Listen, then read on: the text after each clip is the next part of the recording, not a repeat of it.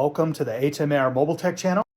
This may be obvious to most people, but in the event there's somebody who just didn't think about it or just needed a reminder or just didn't know, the reason why you always replace the radiator cap is because they get like this. So when you're doing a brand new radiator, stick a brand new radiator cap on with the brand new radiator. These caps, these rubber seals in there, they wear out, they don't work right.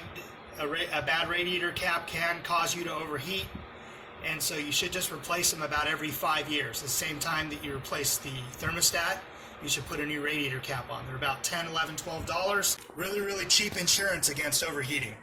You did a good job. Subscribe, like, and share. Watch some of my other videos. Thank you for watching. I'll see you next time.